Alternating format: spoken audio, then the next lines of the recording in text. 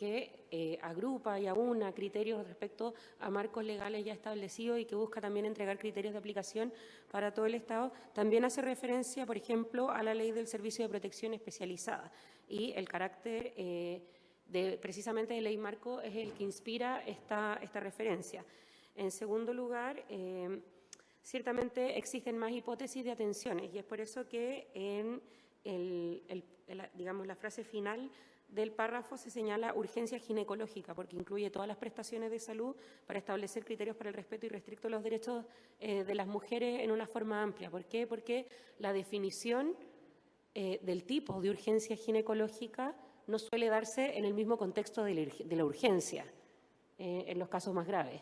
Digamos, lo que prima es la epicrisis, digamos, la luego atención, pero la categorización es posterior y por lo tanto preferimos hacer un uso más abarcativo, pero que nos permita establecer criterios para el respeto irrestricto de los derechos de las mujeres en todos los tipos de atención. 21.371, que es de este año. Entonces, no es un término ajeno se ocupa, no es un término ajeno a la regulación en salud. Respecto a la duda que también comprendo de la senadora Ensperger, quiero de nuevo poner de referencia, porque es otra ley marco, la Ley de Garantías de la Infancia, el establecer principios que tienen que ver más con el trato que con otras normas técnicas que ya están establecidas, que son, por ejemplo, las de priorización de las atenciones de urgencia. No se contraponen según la gravedad de quien requiere atención prioritaria, más bien se refieren a principios que funden el actuar del personal en las prioridades que se indican. ¿Por qué? Porque hay evidencia respecto, por ejemplo, al respecto hay estudios de la Organización Mundial de la Salud, evidencia, digamos, bastante largamente fundada respecto a brechas de género en el acceso a salud, que tienen que ver, por ejemplo, con distintos criterios al evaluar el manejo del dolor. A las mujeres culturalmente se les asigna una mayor tolerancia al dolor y por lo tanto se suelen minusvalorar sus síntomas de urgencia. Eso está bien fundado en evidencia, por ejemplo, con las enfermedades que son específicas de las mujeres y de quienes tenemos la capacidad de gestar, como por ejemplo la endometriosis, que suele ser solo diagnosticada en estado avanzado de daño. ¿Por qué? Porque se naturaliza el que las mujeres tengamos dolor menstrual a niveles que son incapacitantes. Y eso se ha ido investigando y a medida que se va rompiendo la brecha en el estudio científico de esa patología en particular. Tiene también que ver con la diferencia, porque es una diferencia física, en, por ejemplo, los síntomas de infarto. A todos se nos enseñan a identificar síntomas de infarto que corresponden a las características masculinas. Las mujeres tenemos otros síntomas de infarto que no tienen que ver con el brazo, que se nos enseña a todos, sino más bien con la pierna. Y eso genera problemas en la categorización y en la atención. Y por lo tanto, a lo que se refiere el establecer principios de aplicación de perspectiva de género es precisamente a un proceso continuo de mejora en esas formas de atención, no en la prioridad, por decirlo así, de el triage, ¿cierto? De cómo se evalúa quién es el que debe ser atendido primero. Porque si yo leo el inciso final, señala, asimismo, velarán por el cumplimiento de los reglamentos de dicha ley, a modo que las mujeres o personas con capacidad de gestar sean derivadas a los especialistas respectivos, se respeten sus decisiones, que éstas sean libres e informadas y se les garantice el acceso oportuno a las prestaciones que requieren o al programa de acompañamiento y confidencialidad. ¿Dónde a usted le parece que, porque al decir sean derivadas a los especialistas respectivos, en el fondo está considerando en todas las hipótesis en las que se plantea la 21.030. Es decir, que el recinto no tenga el especialista que lo pueda hacer o bien que todos los que estén sean objetores de conciencia. Generales dispuestas en otras normas atendió el carácter de norma marco del presente proyecto. Respecto a los últimos dos párrafos, son una reiteración de lo ya vigente en la Ley 21.030. El artículo 12 antiguo, que pudiera ser, me adelanto a alguna posible consulta, está recogido en el nuevo artículo 10, que también puede seguirse como la indicación 29 en las páginas anteriores.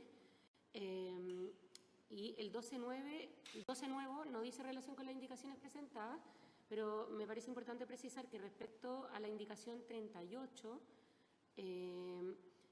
la letra A está contenida en la indicación 29, numeral 1 del Ejecutivo, ya votada. Las capacitaciones y campañas de difusión y sensibilización a la ciudadanía sobre los derechos de las mujeres y las discriminaciones arbitrarias. Y la letra B también se encuentra recogida en la indicación 27, numeral 4 del Ejecutivo, respecto a promover una cultura ciudadana de respeto irrestricto a los derechos de las mujeres y el total rechazo a cualquier forma de violencia en su contra.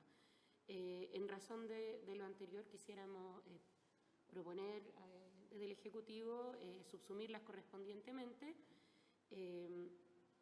y la indicación 39 dice relación con elementos que no están contenidos en la nueva redacción propuesta por el Ejecutivo en su artículo 12. Por lo tanto, ahí si lo tienen a bien los senadores que la presentaron, que son la senadora Núñez y el senador Sangüesa, que sí está presente, ahí sugerimos también retirarla para poder abordarla donde sí esté contemplada. ¿Cuáles de diversidad de formas que tiene la red de salud? Estamos teniendo también clínicas comunales, por ejemplo.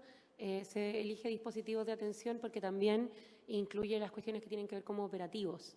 Por ejemplo, se realizan, y es una buena cosa que se realicen, estamos realizando muchos operativos en terreno de toma de muestras de PAP y, por ejemplo, de mamografías, que si lo dejáramos restringido a un espacio físico, digamos, en una eventual interpretación restrictiva de la norma, podrían quedar afuera. Y por lo tanto, dispositivos de atención se refiere, digamos, a todas las formas de atención de la red de salud. El párrafo inicia, un tema de división de página, pero el párrafo inicia indicando: el Ministerio de Salud y los servicios implementarán las medidas necesarias para dar cumplimiento a lo dispuesto por la Ley 21.030. Es el mismo párrafo y por lo demás no habría por qué asumir, me parece a mí, en el entendido de la objeción de conciencia como un derecho, digamos, también de los profesionales que la ley indica, que esto debería tener que ver con algún tipo de violencia contra las mujeres. Ahora, en términos más de técnica jurídica, le doy la palabra a la jefa de reformas legales del Ministerio. Gracias, ministra. Por su intermedio, presidente, a la pregunta del senador Galilea sobre incorporar las decisiones en el marco de la ley. Aquí tenemos que fundarnos en el principio de buena fe. Las leyes se ejecutan en el marco del principio de buena fe y refiere el inicio de que esto está en el marco de lo establecido por la ley. Y por lo tanto, eso, cuando hablamos de respetar sus decisiones, las decisiones que están amparadas por la ley son aquellas que están en el marco de la legalidad.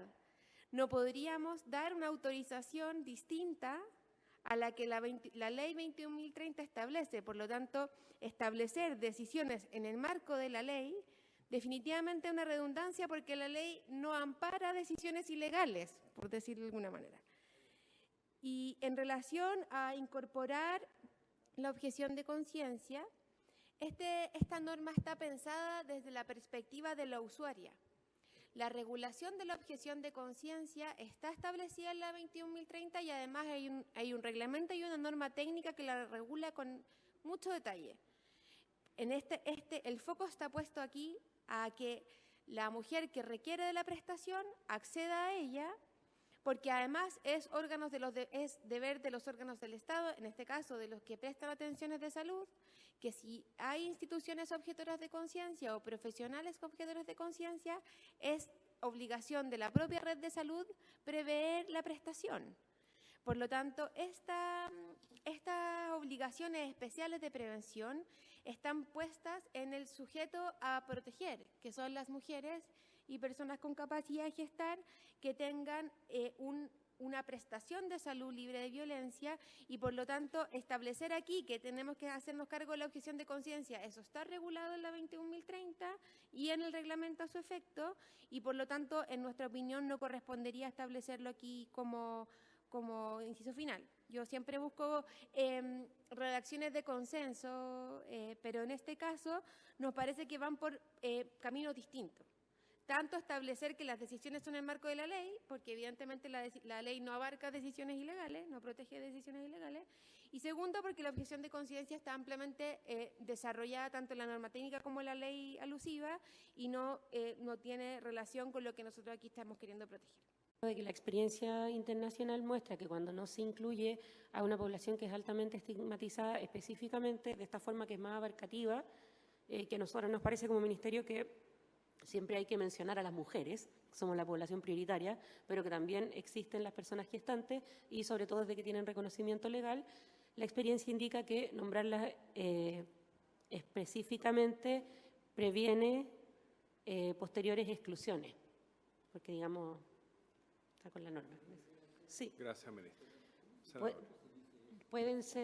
Actualmente pueden ser hombres trans que tengan capacidad de gestar.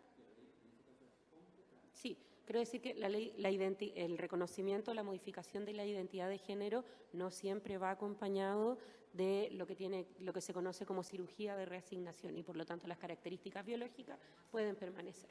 Pero quisiera, en el ánimo de poder dialogar con la preocupación del senador Galilea, quiero insistir que esta norma está estableciendo, como para ponernos de nuevo en el contexto de la norma marco. Esta norma está estableciendo obligaciones para la prevención de la violencia y la objeción de conciencia no es una hipótesis de ocurrencia de violencia contra las mujeres, a menos que consideremos que la objeción de conciencia abre la puerta a aquello, lo que yo no comparto, digamos, no hay motivo para incluirlo en una norma de prevención de la violencia contra las mujeres.